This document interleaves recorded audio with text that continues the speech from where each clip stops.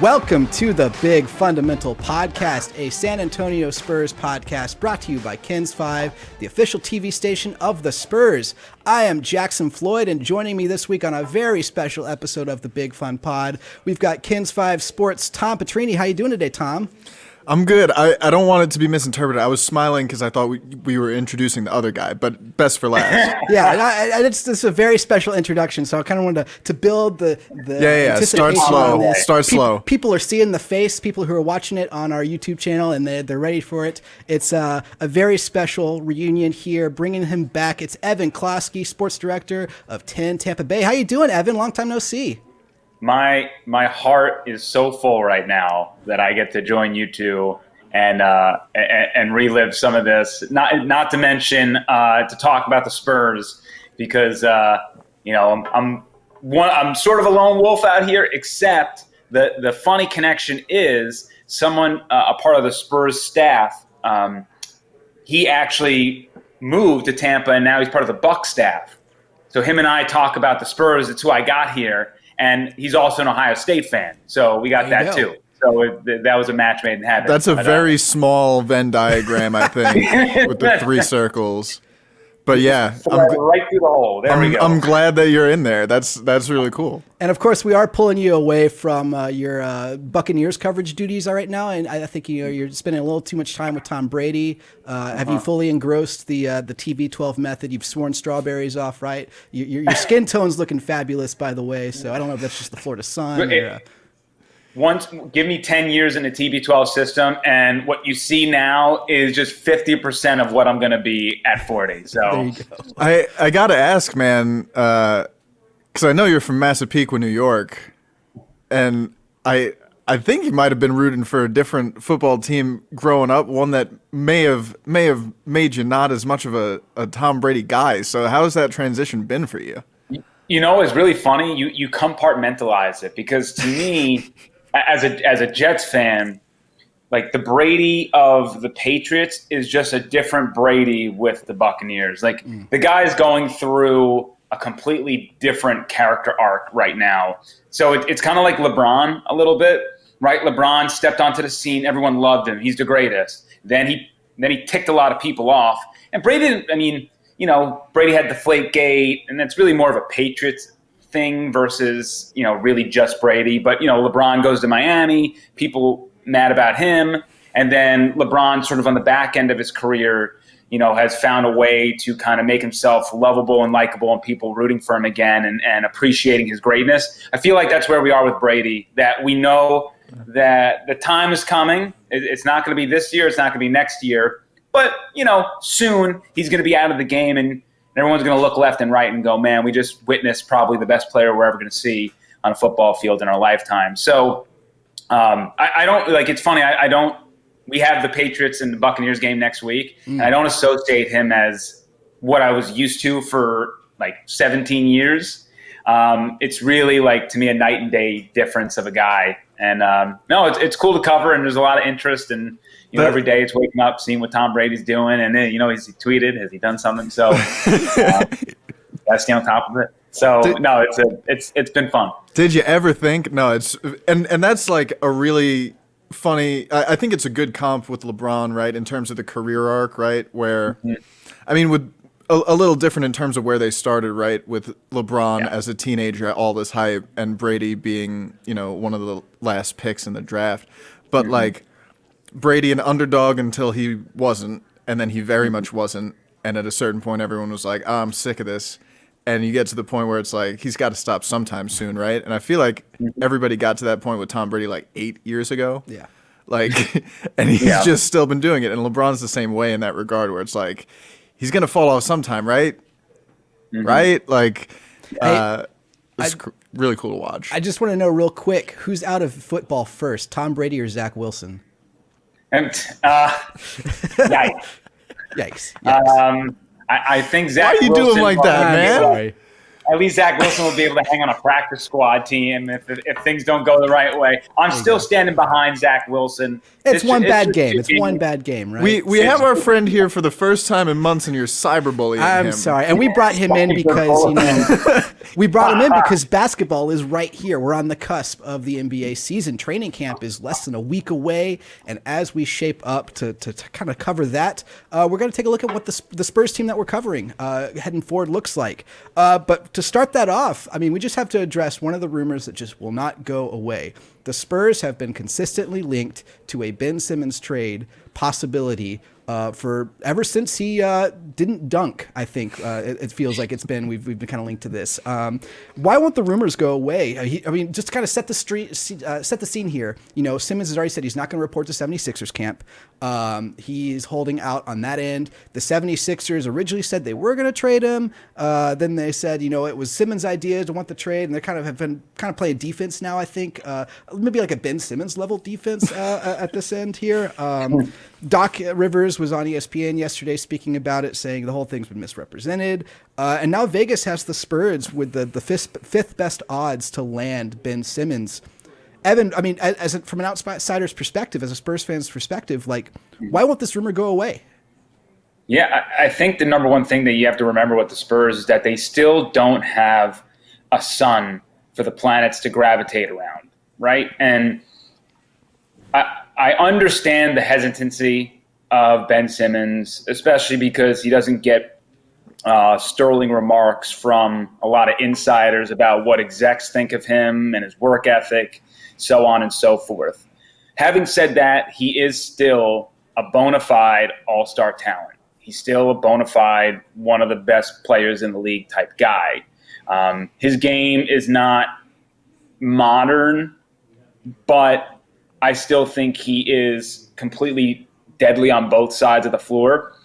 And if you want an optimistic look at it, let's just say that the Spurs wanted to make this happen. The thing about Ben is that he's never been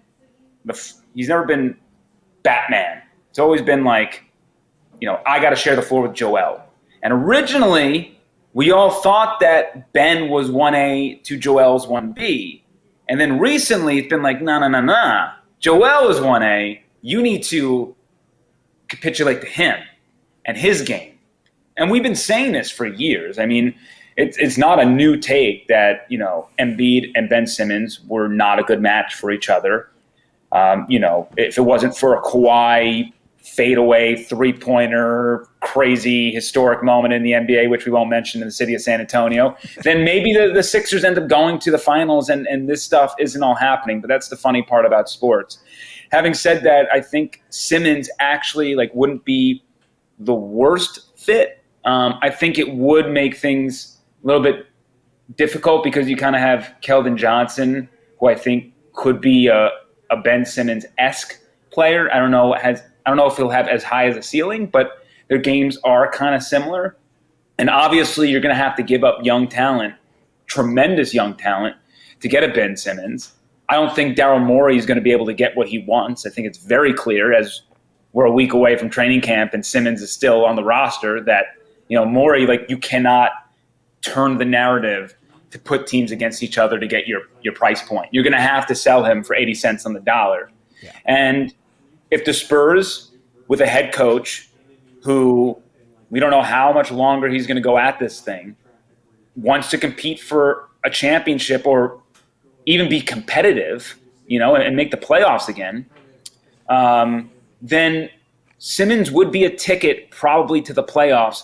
And I would argue that the Spurs can build complementary pieces around him to really make him thrive and to allow him to play his game and be the Batman that he's always wanted to be and was never able to be in Philadelphia. Having said that, a lot of fans have been waiting a very long time to see DeJounte, Derek, Keldon. Now it's Devin Vassell. You have all these offseason acquisitions too. Have their time and see how this is going to work out and see if Lonnie Walker can be that 1A dude now that he's not going to be in this complimentary role.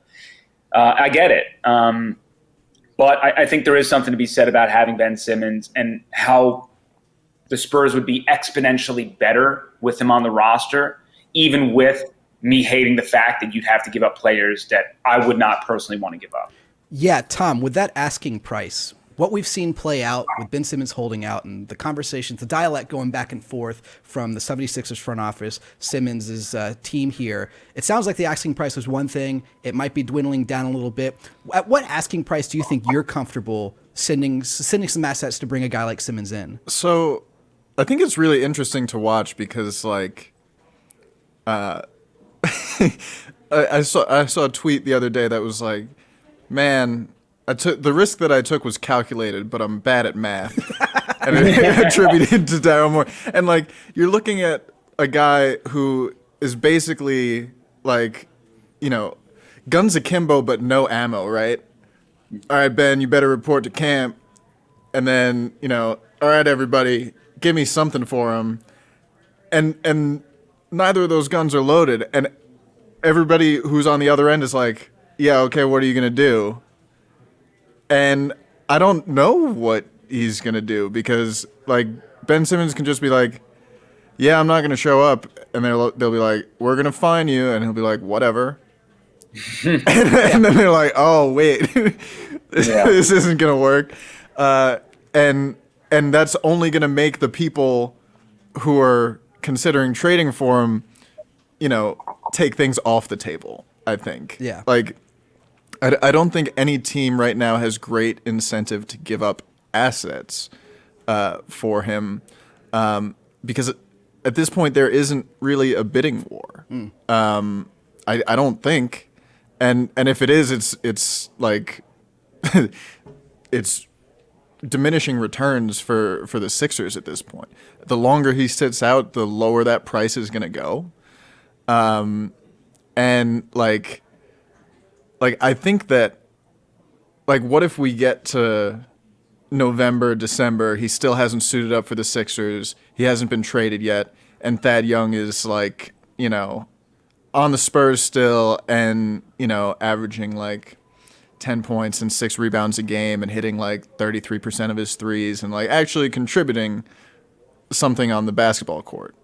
And like if the Spurs could work a deal around that, or around that as, like, the main piece, like literally a pennies on the dollar, like, make the return that the Spurs got for Kawhi look like all right. But, like, for the Spurs to make any trade for Ben Simmons, like, there would need to be a lot of due diligence done to ensure that he wants to be a part of this team. Because, I mean, he hasn't really had much buy-in on a more competitive team. And historically, like, every time we talk about Ben Simmons, I'm not concerned about what Ben Simmons can't do, because I don't like can't for describing these young players, but, like, I'm concerned about what he hasn't done and what he maybe won't do. Yeah, I mean, that's when all of these rumors started springing up, everyone said, well, in Chip England we trust, right? He can get his shot fixed. He can get that. But every time Chip England has worked with a player and solved his shot or improved his three-point shooting, it's taken buy-in from that player, right? It wasn't just Chip England that made Kawhi Leonard a deadly shooter. It was Kawhi Leonard wanting that, right? And we haven't really seen if that's what Ben Simmons wants. You know, there's all the reports from the 76ers camp about, you know, their athletic staff tried to get him to switch hands. You know, he's not really a lefty shooter, though he wants to be, you know, and there was work on that, but he still wanted to go back to that. So it kind of led to the conversation about what is the buy-in there. And I think that's what you got to, you know, do your due diligence on, right, Tom? That's what you're saying. One of the crazy things about Kawhi rebuilding his shot, I mean, I'm pretty sure I read somewhere that he was drafted, showed up to the, you know, to meet with Chip.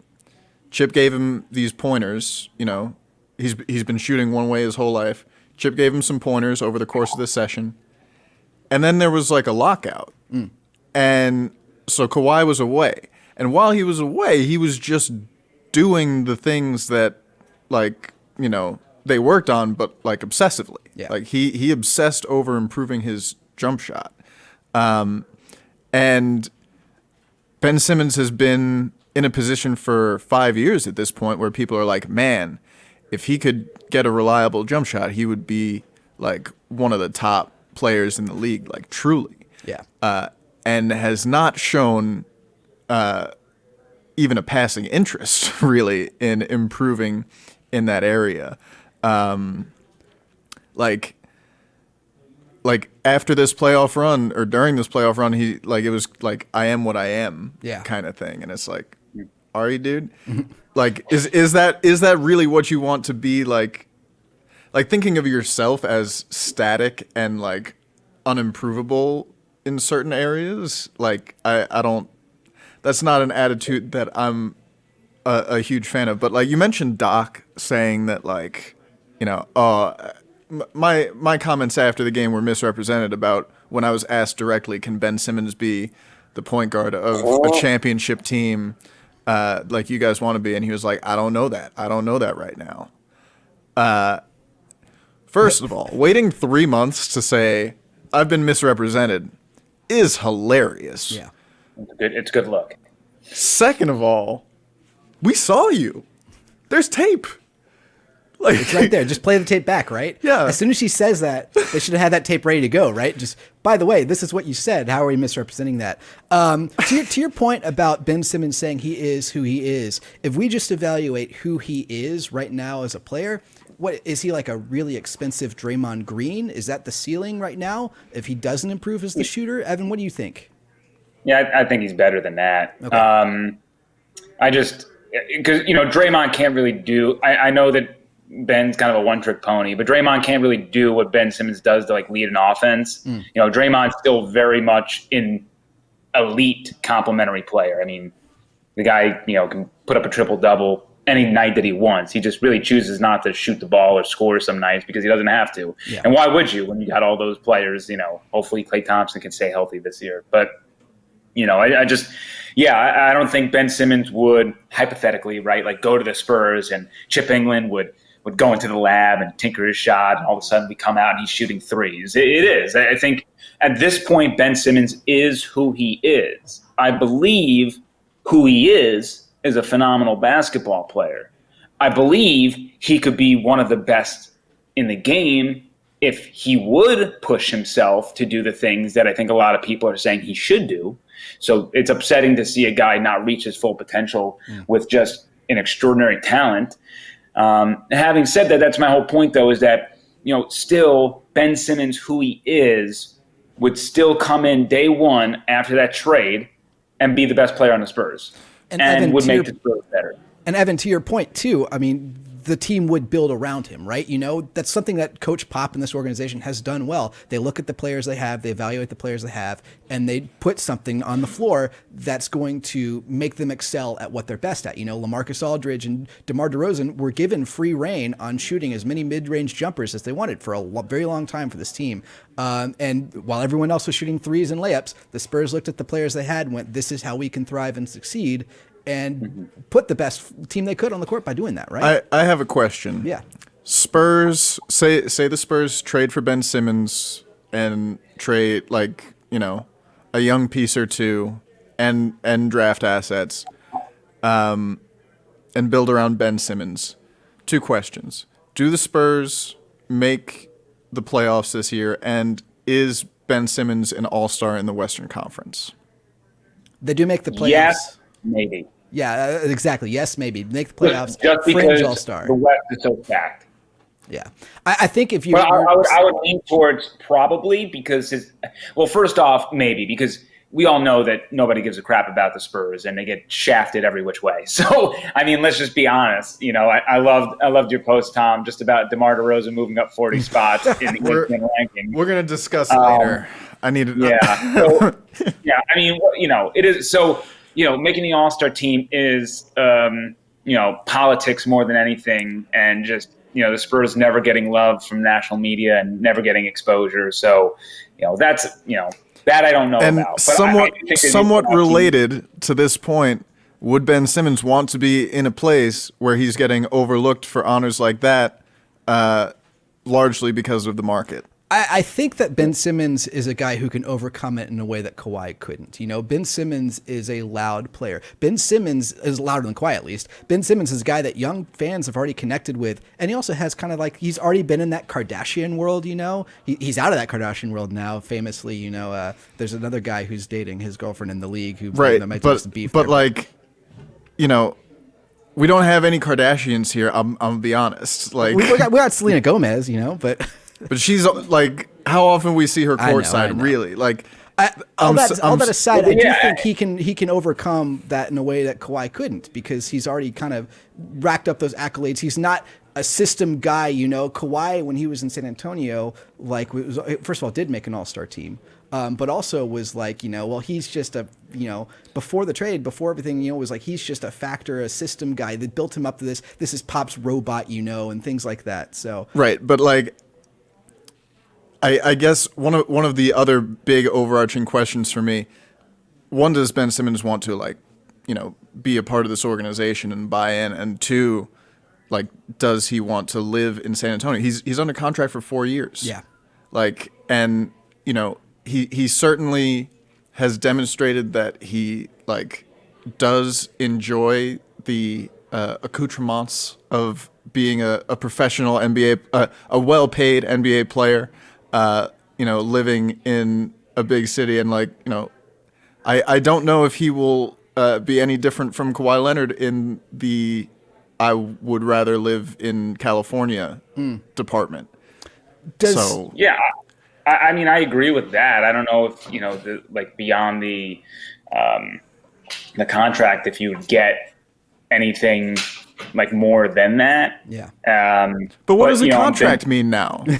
But this is the thing. This is such a bold strategy, Cotton, on his part, that he's got 4 years left. We've seen Kawhi Leonard kind of hold out and say, I'm not playing for you guys with a year left on his deal. We've seen Anthony Davis do it, 2 years left on his deal, 4 years left on his deal, and to step away and say, trade me is unprecedented. I think James Harden might have been in the same boat with the Rockets, but it wasn't that long. It wasn't that long, yeah. No, I mean, there's no guarantee that the Spurs make a trade for Ben Simmons, and then in the first year or so he decides, I don't want to be here anymore, and then now you're in the same position that the Sixers were in, with even less leverage than they have right now, which is none.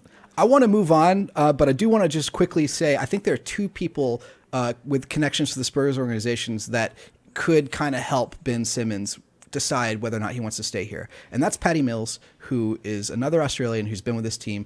Simmons famously wasn't with the Olympics team there, but Patty Mills is the greatest Australian basketball player, men's basketball player. If Patty wants to have a conversation with him, I'm sure there could be some mentorship in that regards. Patty's not here anymore, but there is still that kind of tie to San Antonio. And the other guy is Tony Parker, who, like you said, used a French word to describe what Ben Simmons likes, and Parker probably would use the same word as the accoutrements of being a famous, rich basketball player. And Parker found a way to make that still happen and still be friends with guys like Chris Brown and date A-list TV stars like Eva Longoria, marry A-list TV stars like Eva Longoria. It would be very funny if that trade happened, Ben Simmons touches down, and is like, all right, I gotta ask Tony Parker about how the game works down here. Get my guy TB on the phone, But anyways, we brought Evan Closky in here not only because we love him and we miss him, and he's just a super Spurs fan now, a very knowledgeable Spurs fan, but also he is the expert on a new Spur, a new guy here that we haven't really delved too much in on the podcast, that being Zach Collins. And I think he might have been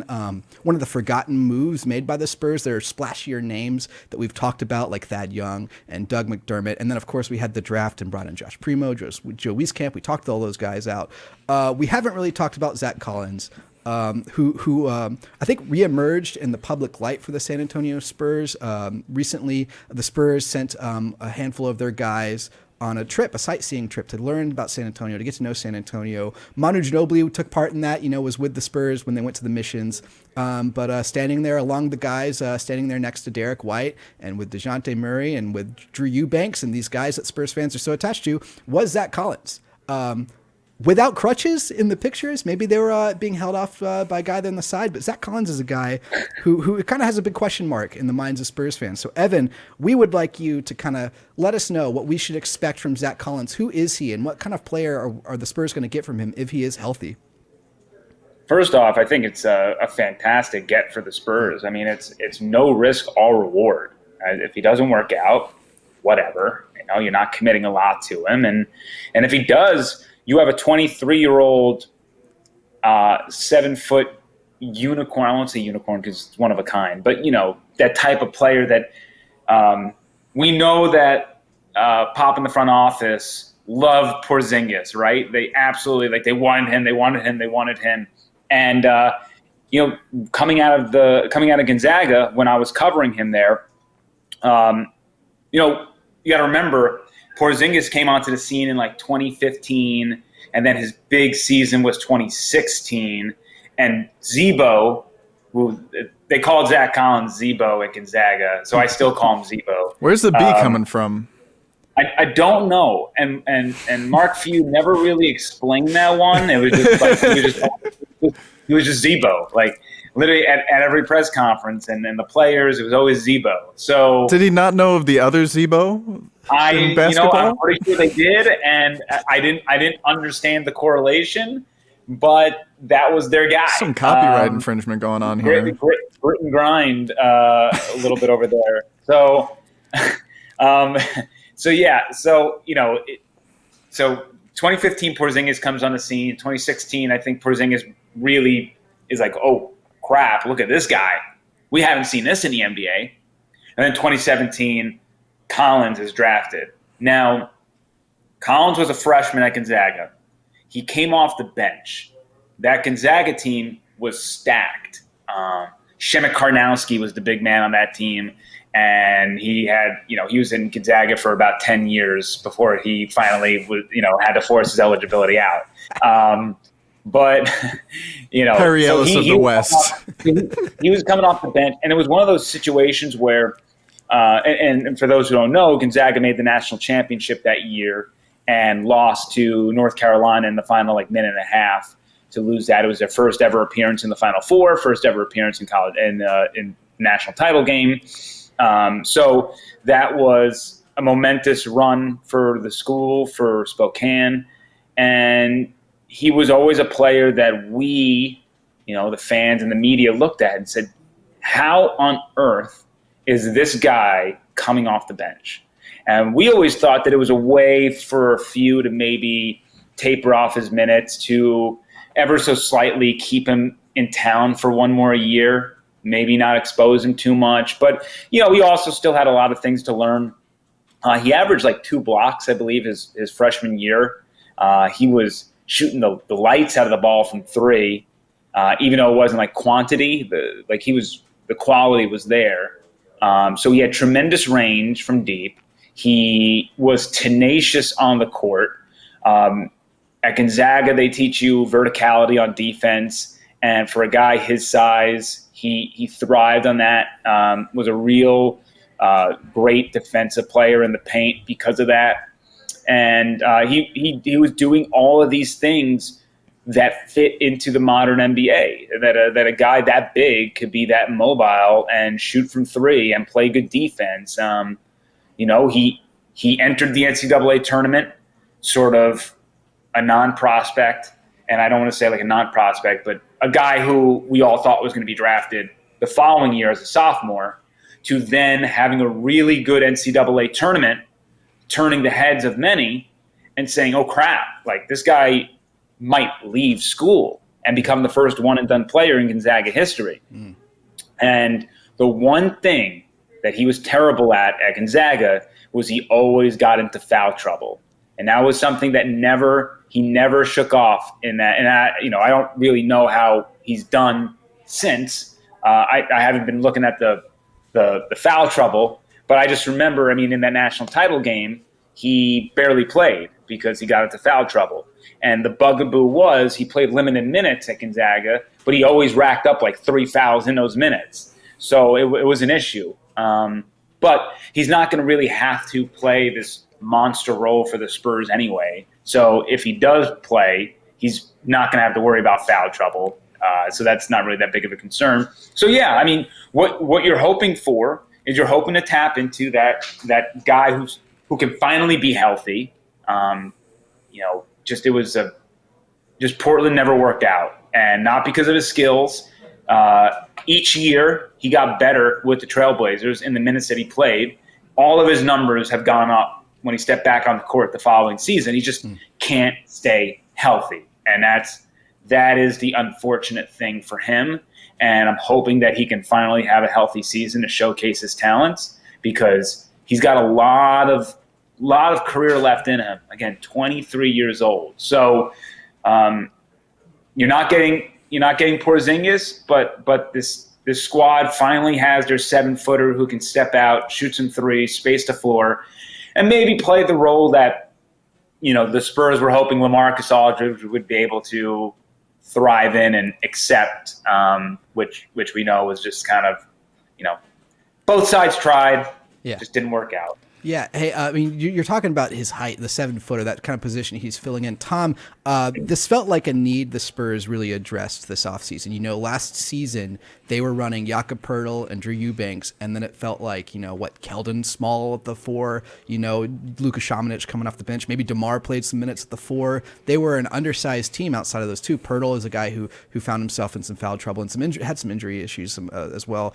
But once Aldridge was gone, there was kind of a vacuum behind them there. They went out and they got not only Zach Collins, but they got Jock Landale, who I think you might be on the record as saying was like the most underrated get for this team. Going Another forward. Guy who I covered in college, just on the opposite side of Gonzaga. He was always they were always playing St. Mary's. Yeah. But also we can talk some Jock here. I'm down to talk the big man stuff in general. Jock jams. Jock jams. Rock We're Jock. excited for him. Got it all. Meet me in the trap. Jock Lobster. But Evan said something that I take issue with. I've got to call you out here, buddy. Unicorns, they're not one of a kind, man. It's a species of animal. It's a rare animal. That's why they're special. But like, there are multiple unicorns, bro. That's how they gotta reproduce, right? They gotta. And like, there are plenty of different. Their horn is unique. That's what I'm talking about. There are unicorns of varying quality too, right? Like, there are better unicorns and there are worse unicorns. There are some unicorns without horns even. I think it was in the last episode. We have now turned it the big unicorn podcast. Big fun unicorn podcast. The Big Magical Beasts pod. Oh my gosh! Was it the last What If episode? Thor says he knows of a planet that's all unicorns. So I mean, they're out there. They're out there. But I mean, go on, Tom. Sorry. But I learned a lot listening to you about his time at Gonzaga, and I mean, for him to go from bench player, he's probably going to stay, to 10th pick. I mean. That's a pretty momentous rise. Would you say that rise was based mostly on the combination of size and shooting ability? Like it seems like that's what people saw. It was like, here's the thing, because all season long, it was like, this guy's going to be really good. This guy's going to be really good. Like, he's an NBA player. And remember, I mean, he was a McDonald's All-American. He was the first ever McDonald's All-American to commit to Gonzaga out of high school. So the hype was there. He came out of Bishop Gorman, just a powerhouse there outside of Vegas. I'm sure anybody who follows sports have heard of that high school. A lot of talented players have come out of there, and it was something where I think everything like moved very fast on Collins. It was a guy that, and here's the thing, and San Antonians can respect this, right? I think. Gonzaga now, and again, you got to remember they come off another national championship last year, but Gonzaga now is a much bigger institution than it was back then.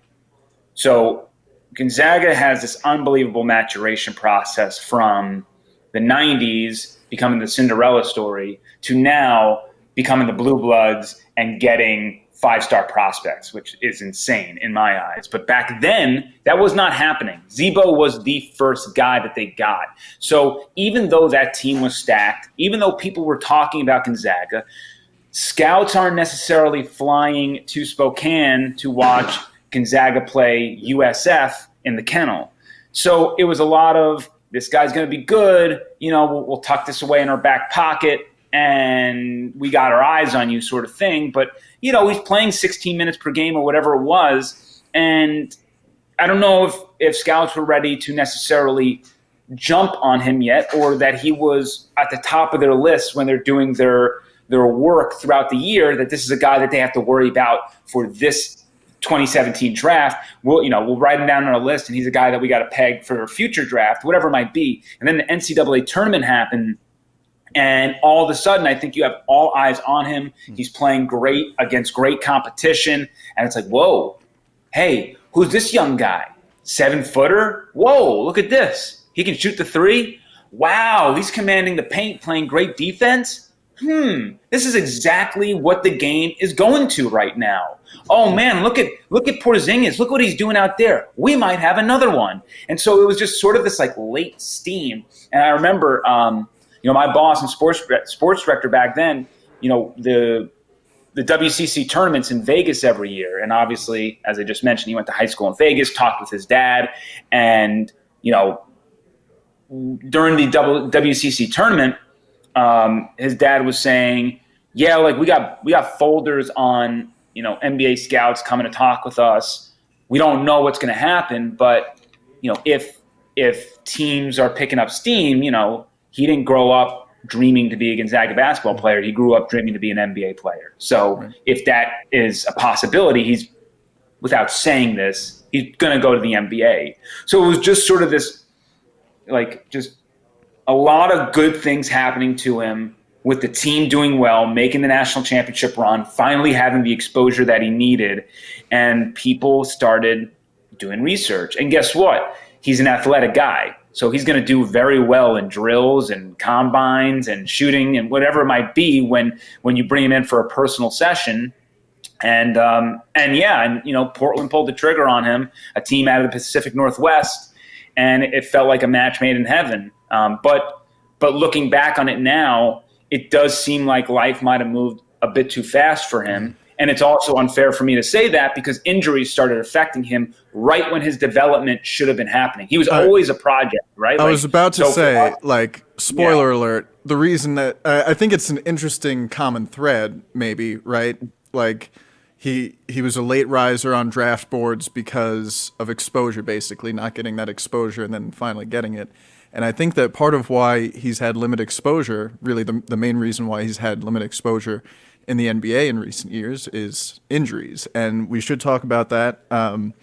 He was just hitting his stride before his third season in the NBA. And they asked him after that last season, what do you want to do?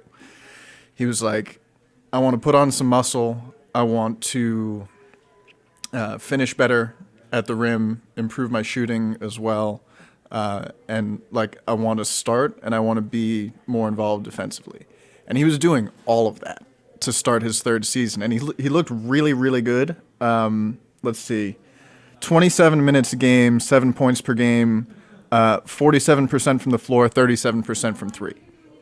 Pretty good. Like, as far as floor spacing 7-footers go, 37%. That's awesome. Unfortunately, he played 11 games that season, suffered a medial malleolus stress fracture, for all of you WebMD doctors out there. Training. Yeah, left ankle. And since then, he's refractured it and had 3 surgeries on it, most recently June 29th, 2021. Jackson, you brought this up. He's played fewer minutes than Derek White. And Derek White is a guy that we feel like we're still getting to know, right? Because he's also had his injury things. So, I mean, it'll be interesting to see what they get. I mean, it was a gamble for the Spurs, right? But, I mean, it wasn't like they threw a lot of chips into the pot to bring him in. I've been doing some used car shopping. So he's a 2017, but and low mileage on the 2017, which is rare to see, but it's low mileage because you can't get him on the road. Yeah. Right. And, the Spurs are basically going to see if that's critical frame damage or something that can be patched up and move on to a long and maybe successful career. Yeah. But yeah, 23 years old. I mean, and the Spurs got him for a 3-year, $22 million contract. I believe there are some options for the Spurs to get out of that a little early. I think only half of that's guaranteed. Yeah, and there's probably incentives if Collins does play. Incentives built into that as well. If he maximizes that contract, then you did something right in signing him. So that's the whole thing. That's why I'm saying, the Spurs went to the casino and they brought $50 in their pocket. Like, okay, if you leave with zero, it really, what's the risk? What's the harm? You throw a little out there, and that's what the Spurs need to do as a franchise. That it's their job to take those calculated risks going back to that, and making sure that they don't do damage to their future assets in the process. And this is like, if it works, great. If it doesn't, well, just try again on someone else in the future. Evan, since you're here and since you brought him up, I got to ask for your thoughts on young Jock, man. I was really excited for him. I love him. I think he's really fun. He's a tenacious basketball player. Somebody who really is a floor general out there. When he was playing for St. Mary's, the offense ran through him. It was nice to see him go to play overseas, because I don't know if Jock Landale and we say this about a lot of guys, like I just mentioned Shamar Karnowski, would have been the same thing. But if Landale landed in a different era in basketball, he would be a force. That's just not the case. So what he did was kind of prove that he can shoot, which is important. And I believe he's the ultimate what the Spurs have built now with Pirtle and Landale. I think it's just a wonderful 1-2 punch. They now have centers who are going to be centers. Hey, go out there. I need you setting picks. I need you playing good defense, protecting the rim, getting rebounds. Don't worry about anything else, okay? There's no confluence of confusion in what your role is and whatever it might be. Now, I think Jock can do a little bit more than Yak can do offensively speaking. I don't know if Jock can do as much as Yak does defensively speaking. But when you are thinking about just giving guys breathers and rotating one after another, I think that both, you're replacing one with the other, and you're bringing a very similar skill set to the point where, as a teacher, as a coach, you're not really changing your game plan much. And you don't have to develop.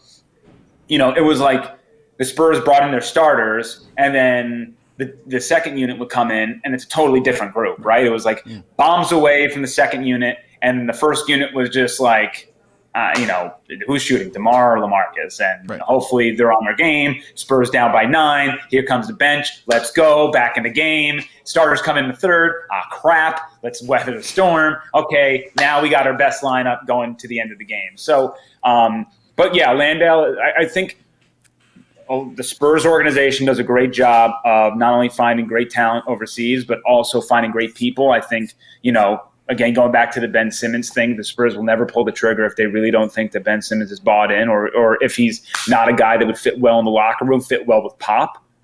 So Landale does that, and he is Spurs fans, just like you're falling in love with Jakob Poeltl and what he does on the floor and what he provides. Landale is going to be just a big spark of energy, off the bench, and who knows. This is his big opportunity in the NBA. Maybe he shows us a little bit more than what I'm thinking he could be. But I think that, I just remember watching at St. Mary's, and it was a men amongst boys situation, playing in the WCC, just truck sticking opponents night after night in the paint. I thought it was interesting when you described his role, because when I'm putting together, preseason profiles for all of these guys, and so I watched an interview with him from March before, he's made the jump to the NBA, and he was pissed that he wasn't in the NBA yet. Blamed some bad career advice that prevented eligibility. And, he described basically the role difference, because at Melbourne, he was the MVP of their finals, led that team, was doing everything. And he was like, I know when I get to the NBA, they're not going to say go out there and average 15 and 7. And he said that what they're going to say was exactly what you just said. Set screens, run the floor, grab boards, play defense, take open shots. And Landale has that added dimension of he can take and make those open shots at a pretty high clip. And so the game plan doesn't change too much. It's not like, okay, we've got to reorient the offense so we can dump it down to Jock in the post. But he has that added ability to set a screen and pop. And, the other team's rim protector actually has to guard him out there. So, yeah, I'm excited to see what that big man rotation looks like. And, there's going to be, I think, some competition with Drew Eubanks there. I think so. I think, you're talking about Spurs fans kind of falling in love with Pirtle. There's been, I think, a big wave of adoration towards Eubanks' way as well. And you're going to see these two compete, I think, Jock and Eubanks. Whether or not he cuts into Eubanks' minutes, I think the Spurs played Eubanks too much last season, and I think they know that. So, it'll be a good rotation. Like we said, they're deep in the front court now, and that's a good place to be for a team that wasn't for a few years. And I think that because they weren't deep there and because they struggled a little bit with the depth last year, people expected the Spurs to address that in the draft. Yeah. Right? And they didn't really at all do that in the draft. And people were like, what? And then free agency happens, and they get a bunch of, taller guys. And it kind of reminds me of how NFL teams will, not want to spend too much money on a running back, right? Because, in terms of, the talent difference and the job, you swap them out, and it's, it's not a wash completely, but that's not the position that you use your best assets to go acquire. Yeah. And so the Spurs went a different direction. If they had taken Kai Jones, a lot of Spurs fans would have been really excited. But, if he doesn't develop a really strong face-up game, then he is a big man who does things that a lot of other big men in the league do, and for, not a very high price. Yeah. Evan, while we had you here, what did you think of the Primo pick? Yeah, so it's always a reminder around draft time, and obviously we were all surprised about the Primo pick. And, I just remember listening to Brian Wright last year and him saying that no matter what, they take the best player available. That's what doesn't matter. And obviously I think the Spurs were trying to trade down. They did not find a partner to trade down, so they had to take the player they were most enamored with. Now, what fans unfortunately have to come to the realization with when it comes to the Spurs is they're not a team good enough to draft by need, right? It's going back to Brandon Clark last year. I think we look back, Brandon Clark. I love Brandon Clark, or 2 years ago, whatever. 2 years ago. It's been a minute. Yeah, I know. And I know because I've been annoyed about the discourse for years already. So yeah, and that's the thing though. But it's the thing about Brandon Clark, right? Tremendous player. Nobody's saying he's not a tremendous player. Nobody's saying that he couldn't help the Spurs out in that moment. The Spurs need to swing for the fences with these draft picks. They need to go for the highest possible ceiling. So bigs, as you mentioned, just like running backs, you can find a big out there like the Spurs just did going to Australia to get somebody that fits their mold that they didn't have to draft. They can go and pluck whoever they need to fill that need when it comes to bigs. Maybe they're not as athletic as you would like, or, if the team could have traded up to get James Wiseman, I'm sure that would have been a different story because he's a different talent. Having said that, when it came to Primo, and at least doing a little bit more research after the pick was made, it's a very Spursian type pick because what's going to happen is Primo's going to spend time in Austin. He's going to develop. He's super young, and he has a tremendous ceiling. So where fans right now are saying, oh, man, they overpaid for a guy like Joshua Primo, if the guy was maybe in Alabama another year, who knows what would happen if the guy, when the guy's 20, where his status would be. You just have to understand that the Spurs and the way they kind of game the system is they get you super young, they develop you, you get limited minutes, and increases ever so slightly. You show potential, you show talent. They sign you to an extension, not as much as what other teams have to pay for their guys who have now been doing it for 3 or 4 years. And then once they sign that extension, all right, let it rip. Yeah. And your team now. Again, exposure, right? Like at Alabama, he wasn't asked to put the ball on the floor. So when they drafted him and Brian Wright was like, yeah, we like his potential as a point guard. And people were like, what? And it's like, no, like he's always dribbled. Like that was just the 1 year when he didn't because they told him not to, right? It really feels like there's been a people have grown to appreciate the pick since seeing him in the summer league. I mean, there will always be the contingency of the fan base that is disgruntled that Kai Jones isn't here, in the same way there is that Brandon Clark wasn't, and especially and Jalen Johnson. And there were a lot of guys. Shingun. You could have 5 different guys at that position where you're like, I can't believe the Spurs didn't take him. Yeah. And there are going to be people who are like that, whatever. But you got to understand that the Spurs did more research than probably all of us combined. So, and I mean, reports came out that they had more ties to Primo, and that they've been watching this guy for a long time. R.C. Buford kind of had been in connection with them. So, I mean, there was some research done by the Spurs. The Spurs aren't going to pick a guy they don't know everything about. So, I got to run to the little boys' room. We're going to take a 5-minute commercial break. Evan, we're so happy to have you here to talk Zach Collins and talk the Spurs from your perspective. Before we get you out of here, I just want to know what is the ceiling that you're expecting from this team? What do you expect to see? What's their maximum potential here? So as it stands right now, again, I'll say the same thing that I said last year with this team. Like if you can win a playoff series, like let's go on the Riverwalk and have a parade. That's sort of where I'm at. I think they're going to be better than what people think. A lot better, because I think people think they're just going to stink. I'm hoping that best case scenario, this is like the old school Memphis Grizzlies team. Just grind you the entire game. Just wear you down, relentless, because the Spurs do not have the ability to take games off defensively. That's going to have to be their calling card.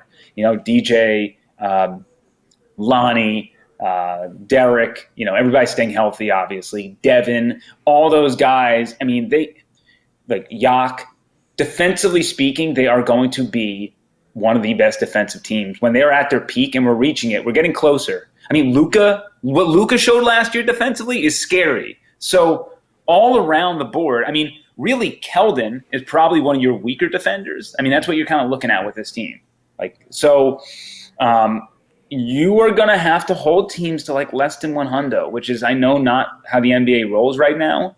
But the team has, I guess Dougie Buckets isn't a great defender either, and Bryn Forbes. But having said that, and I know Tom has mentioned this before, Bryn Forbes isn't going to be the Bryn Forbes that you remember him 2 years ago, right? Like Bryn Forbes was and I always remember when Tom said this, if you had a switchblade knife and you open up all the pieces, the Spurs asked Bryn to be all these things. And it's like, yo, I'm just a scissors part of this thing, man. I'm just like, all I know how to do is snip, okay? So Bryn this time around is going to just, hey, dude, shoot your threes. We got so much defense around you. Don't even worry about it. Do what the Bucks did, all right? We're going to hide you. We're going to hide you in this offense and defense. We're going to hide you on the court. We're going to have this great defense around you so that you can do what you do best, and that's shoot the damn lights out of the ball from deep. And whatever you thought about Bryn before and what he is now, his entire career, he's always shot the lights out of the ball from deep. And I know 2 years ago, people have this jaded memory of Bryn because it just his first 2 months were horrific, but they never remember the next 2 months of that season where he just did not miss from three. I mean, he shot like 48%. It was something ridiculous to get his percentages back to 40. The regression to the mean was insane. So, the biggest thing that this team did was they brought in shooters. So now they can shoot the 3-ball, which is important because now you have guys like DeJounte who can lead the offense, Keldon who can lead the offense. You got these scorers who can attack the paint and have these safety valves where teams are actually going to be a little bit afraid of them to give some breathing room in the paint. So it's going to go back to team basketball, and that's just the way that Pop operates better. And I love DeMar. I love everything that he did for this city. He really took this experience like a champ, and I'm glad that the Spurs were able to flip him for a pick. I think they did the best they could in that situation, honestly. And I wish DeMar the best, and I hope he gets a hell of an ovation when he heads back to the AT&T Center. But beyond that, I think this team could make the playoffs. I do.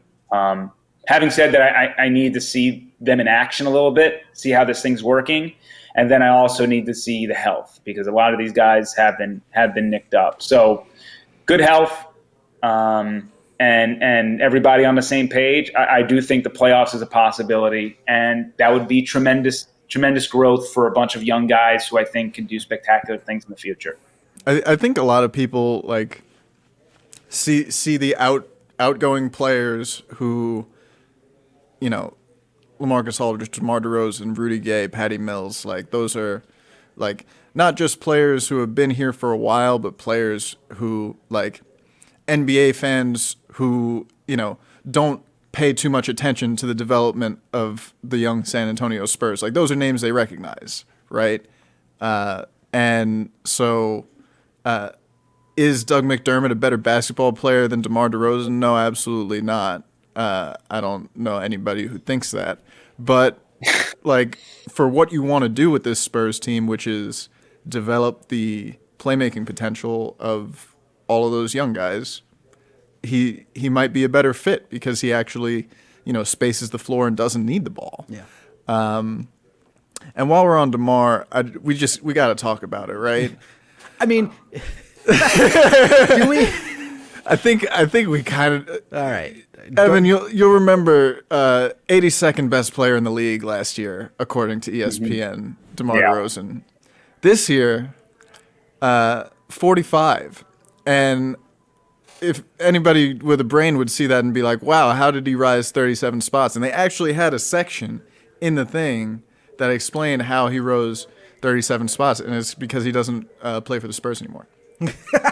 and some words like, you know, maybe more or less. But no, they attributed it to he had a career high in assists, which he did, and a career low in assist to turnover ratio, which he did. But if you look at it, like he had 1.3 more assists than he did the previous year, and like half a turnover less per game ish. Yeah. 37 spots. That's pretty good. I mean, he made the most of his opportunity. Maybe the whole top league, 50 now. Maybe the other guys got worse. Maybe it was a regression. All 37 players that he passed just got just a little markedly worse. Well, JJ Redick retired, so that kind of. All right, so 36. That was it. That was it. I do think, you know, the absence of DeMar, they're going to make up for a lot of things he does. And they're going to be a different team. But one of the things that DeMar DeRozan has done throughout his career is like not turned the ball over. Like you're saying, it's not like an aberration that he was having a career season in keeping the turnovers down. The Spurs are going to turn the ball over a little bit more this season.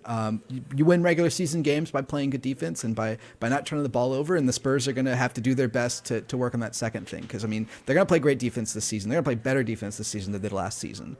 I think having Keldon actually like be the small forward for this team is going to be really good. He's a big body, but, you know, he's a little undersized for the four there. I mean, he looked like Charles Barkley going up against some of the guys out there, which, you know, Charles Barkley's a Hall of Famer, but, you know, it'll be good to see him be the small forward for this team. I think you're going to see a lot of good ball movement, going back to more of a beautiful game system. And they've got some shooters this year. Devin Vassell, excited for Devin Vassell. He looked great in the summer league for this team. He'll be making a step there. But overall, just excited that basketball's around the corner. Evan, we're so excited that you got to join us today. It was so good to see you and to talk to you. We're going to let you get back to things in Tampa Bay, but real quick, I mean, you guys had basketball down there this past season. You know, the Toronto Raptors or the Tampa Bay Raptors. Was that exciting? Was there a community that kind of built up around that? You know? Yeah, I wish there was a larger one. Yeah. No, it was cool. You know, people went to the games. It was something that they weren't able to do unless they went down to Orlando. But, you know, it's not a town that's built on basketball. It's really not. So I don't know if an NBA team is going to expand themselves down here anytime soon, but it was cool. It was cool to have it in the city, and people, you know, you got to remember also people weren't necessarily running out to the games because it was still limited capacity at that time. For sure. But yeah, it would have been cool if Toronto, we were the city of champions, and we thought, we're bringing in the NBA champs now, and it kind of didn't work out for the Raptors. But it was cool seeing the signage when I was walking around Amalie Arena and doing Lightning games and seeing some Toronto things up there. It was, I get my NBA League pass now, and I watch the Spurs from afar. You guys have enough champions in the Bay. I was about to say, Evan Closky, the Bryn Forbes of the pod, leaves San Antonio immediately championships, coming back to grace us with his presence and experience. Yeah. So we're so grateful to have you here, friend. We miss you dearly. Yeah, that's Evan Closky. You know him, you love him. Sports director at 10 Tampa Bay. What you got cooking down there today? Yeah, I love you guys. Same old. Brady speaks today, and that's always a big day. Beyond that, the Rays clinched the playoff berth yesterday, so they had the day off. And, it's interesting because actually we're working on something with the Tampa Bay Rowdies, who play in the USL, same league as the San Antonio FC, and they're the best team in the USL. They've actually played 8 matches. They haven't given up a goal in 8 matches, 8 straight matches, which is absurd in soccer. So, that's what we're cooking up, and we have our Sunday show every week. So hopping in to make sure we're all set to go for Sunday when we got to do that bad boy as our Bucks pregame show. Gotta thank your Rays there for beating the Jays on behalf of my Yankees. That's gonna be fun. The whole got your back. The whole Spygate thing is hilarious and stupid to me. Throwing a ball at somebody over find a piece of paper, man. Shut up. Baseball is so dumb bring me sometimes. On another time. I'm doing a Rays podcast tonight, and we're gonna go in depth on that one. So if you want some heat. I can't wait to listen to that, actually. So, and then, of course, you've got Tom Petrini covering the Spurs for us here at Kins 5 Digital. He's got preseason profiles dropping for all of the new Spurs guys in the building. I think Thaddeus Young is on deck. Still with the team, so we're excited about that. Yeah. And of course, I'm Jackson Floyd here with Kins 5. You're listening to the Big Fundamental Podcast. We appreciate you giving us a listen. Please like and subscribe wherever you do listen to podcasts. And you can find us on YouTube. This video right here, you can see Tom's amazing shirt in full HD, 4K, 8K, and maybe now. This one's not even that complicated. It's triples are best. So thank you guys so much for listening. This is the Big Fundamental Podcast, a Kins 5 podcast, and of course Kins 5 is the official TV station of the San Antonio Spurs. We'll catch you guys next time.